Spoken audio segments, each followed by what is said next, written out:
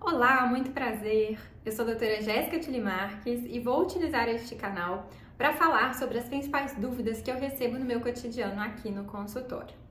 A primeira dúvida, e a mais comum de todas, é relacionada ao que é uma demência. As demências, elas fazem parte de um complexo neurodegenerativo, então elas estão dentro da família de doenças neurodegenerativas. E a gente tem vários tipos diferentes de demências. Antes da gente conceituar o que é uma demência de fato, eu vou dar alguns exemplos para vocês. O principal exemplo, e com toda certeza vocês todos conhecem, é a doença de Alzheimer. A doença de Alzheimer ela é responsável por até 80% de todos os diagnósticos dessa família. Mas além da doença de Alzheimer, nós temos outros tipos. A gente tem a demência vascular, que fica em segunda colocação, porque ela está muito relacionada a condições cardiovasculares. Hipertensão, diabetes, obesidade são fatores de risco para a demência vascular e também funcionam como fatores de risco para a doença de Alzheimer. Existem ainda outros tipos de demência, como demência frontotemporal, demência por corpúsculos de Lewy, demências relacionadas a aspectos neuroinfecciosos. Existe a demência relacionada ao HIV, demência relacionada à hepatite B, à hepatite C, por exemplo. Existem demências relacionadas a aspectos metabólicos, como o paciente que tem disfunção hepática, paciente que tem disfunção renal, paciente que faz hemodiálise, inclusive.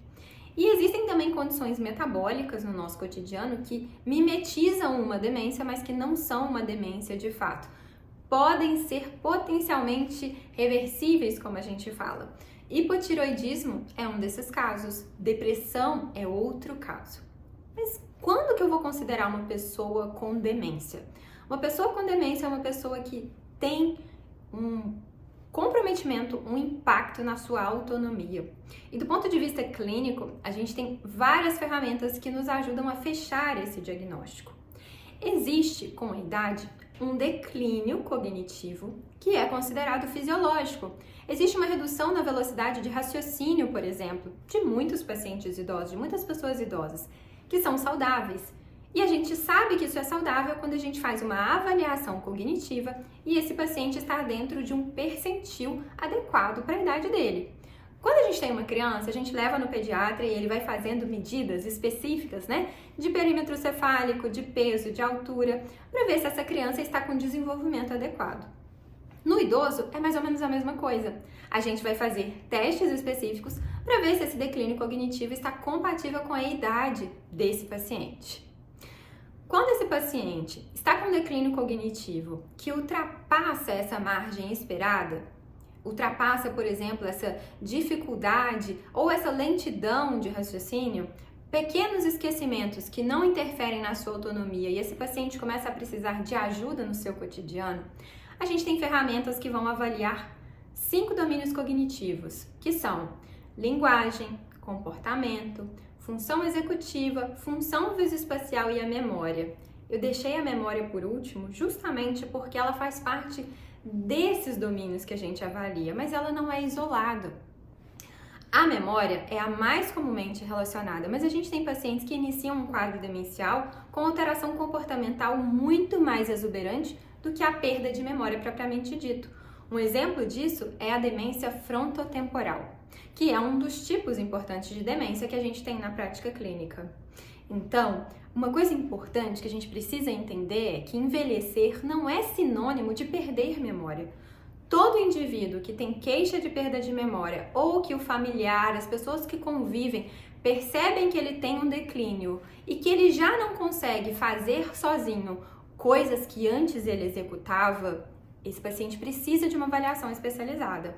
Como que é feita essa avaliação? A gente tem escalas específicas, testes já catalogados, padronizados no mundo inteiro que a gente faz. A gente começa com um rastreio cognitivo aqui no consultório de neurologia. Geralmente os exames que a gente mais faz são o mini exame do estado mental, conhecido como Mini-Mental, e o MoCA também, que é o exame de Montreal, que tem outros domínios um pouco mais acurados até do que o mini exame do estado mental em pacientes com níveis de escolaridade mais elevados. Fora isso, esse paciente precisa ter uma avaliação para o que a gente chama de demências potencialmente reversíveis. Então, o paciente que chega no consultório, ele precisa passar por um exame de sangue amplo e completo que vai avaliar vitamina B12, ácido fólico, vitamina D, disfunção de tireoide, função hepática, função renal, HIV, hepatite, sífilis, porque essas condições podem mimetizar uma demência e são potencialmente reversíveis. Isso significa que se a gente tratar, o paciente pode vir a melhorar. E uma condição que merece um destaque e que tem crescido muito na terceira idade é a depressão. Existem muitos idosos que evoluem com quadro depressivo, às vezes num período de luto prolongado, às vezes por mudança de casa, de cidade para acompanhar filhos, e essa depressão funciona como um fator de risco para a demência e pode também mimetizar uma demência. Existem pacientes com depressão que, quando a gente trata essa depressão de forma adequada, essa depressão regride, essa depressão melhora e, com isso, o paciente melhora do aspecto cognitivo. Por quê? Porque a nossa memória depende do nosso humor. Quer ter um exemplo prático disso? Tenta estudar uma matéria que você não gostava na escola. Você vai ter muito mais dificuldade de memorizar. Agora pega para estudar uma matéria que você sempre gostou.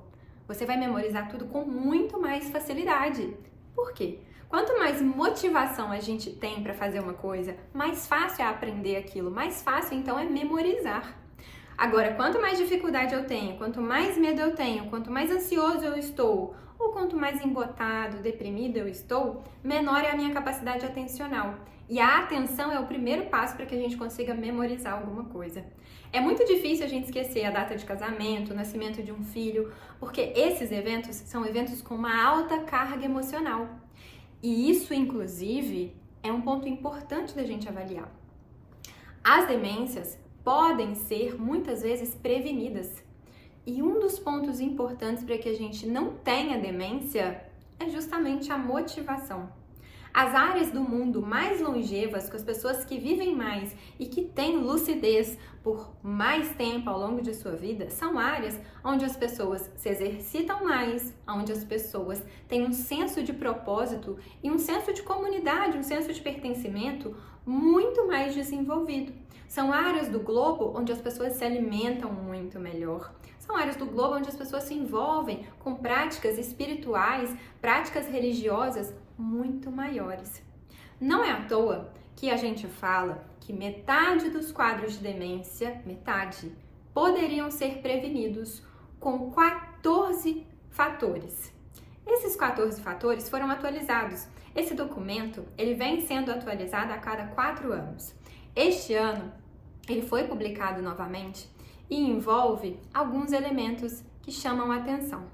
Se você, por exemplo, tiver um nível de escolaridade maior, se você não tiver hipertensão, se você não tiver diabetes, se você não tiver deficiência auditiva, tabagismo, se você não for obeso, se você não tiver depressão, se você praticar atividade física, se você tiver um alto contato social, evitando o isolamento social que foi tão assustador agora na pandemia, se você não consumir álcool, se você não fumar, se você não tiver traumatismo, história de traumatismo crânioencefálico, se você não viver num lugar com muita poluição atmosférica, e se você não tiver perda visual, e se você não tiver um colesterol ruim elevado, que é o LDL, mas isso é uma discussão para um outro momento, que envolve outros fatores de interpretação, você tem um risco 50% menor de desenvolver doença de Alzheimer.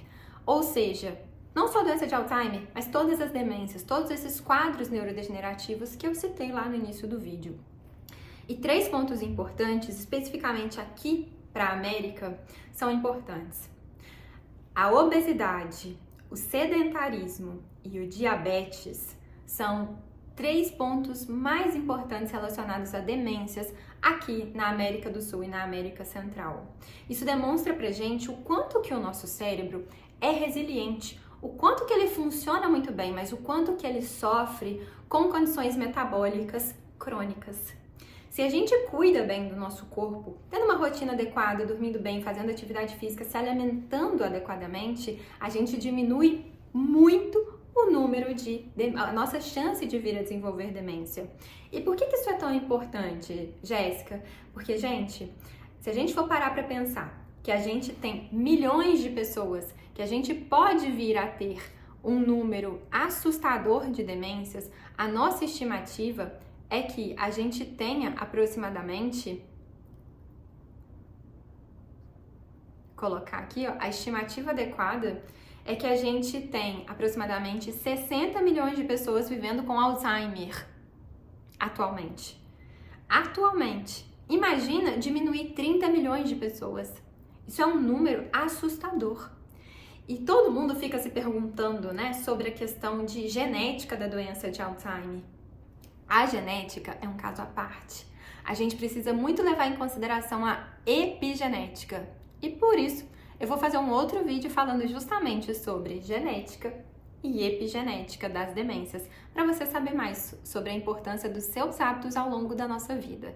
Eu falo que a demência é uma colheita. A gente pode plantar ela ao longo da nossa vida e colher, ou a gente pode plantar lucidez e colher um envelhecimento muito saudável com autonomia. Te vejo então no próximo vídeo.